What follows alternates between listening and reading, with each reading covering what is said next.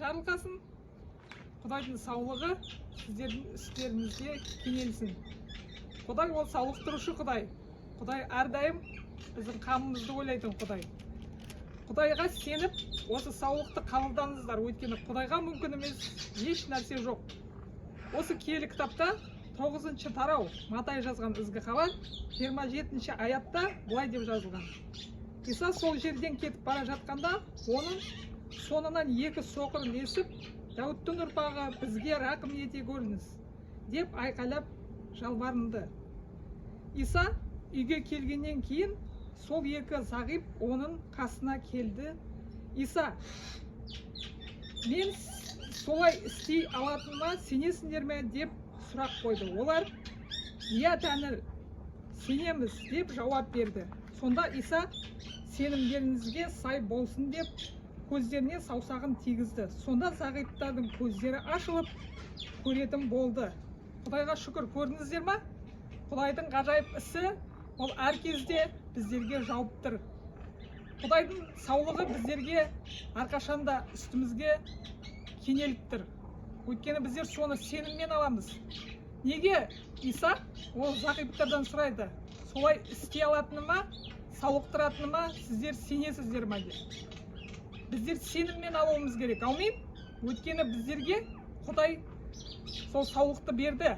Айқыш ағашқа барғанда, біздерге бағалы құн төлегенде өз киелі қаны арқылы біздерді саулықтырды. Ол киелі қан Құдайдың бекер төгілген жоқ. Өйткені сол киелі қан арқылы біздер саулығамыз, аумин? Сол зағиптар олар көре бастағанда, олар әрқашанда Құдайға ризашылығын білдірді. Құдай екеміз, Иса Масих ол айтқанда, ол зағиптарға, ол туралы ешкімге тіс жармаңдар дегенде, ары қарай оқысақ, олар өзін ол нәрсені жасыра алған жоқ. Олар жүгіріп барып, бәріне жариялап, Құдайдың өте ғажайып кереметін жасырмай айтты. Бөлісті адамдармен. Сол адамдар да егерде саулыққа мұқтаж болса, егерде оларда қандай болса да мұқтаждықтар болса, Исаға келіп сеніммен алуға мүмкіншілік жасады. Солайда бауырластарымыз, біздер әрқашанда өз куәліктерімізбен бөлісіп, әрқашанда сол саулық алсақ, Құдайдан саулықпен бөлісіп, адамдарға жариялауымыз керек. Иса сен үшін құрбан болды. Иса ол мәңгілікке сені қуантып, саған мәңгілік өмір бергісі келеді. Ол біздерді мәңгілікке аттандыратын Құдай деп біздер әрқашанда осы зағип адамдар сияқты қиыншылықта, қара түнекте жүргенде сол кісілер Құдайдан сеніммен саулық алғандай, біздер де сол саулыққа кенеліп, саулықты алып, бір-бірімізді жігерлендіруіміз керек.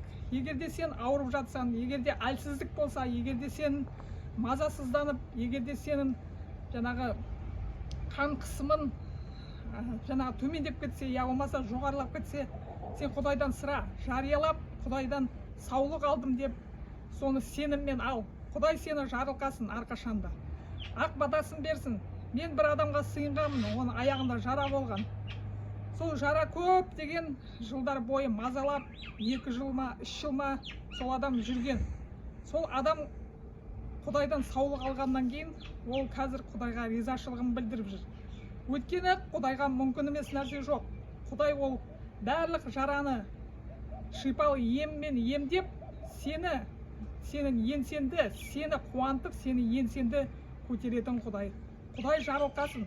Құдайдан саулық қабылдап, Құдайдан мінәжат етіп, сеніммен сол саулықты алуына тілектеспін, бауырым. Иса Масихтың атынан, аумин.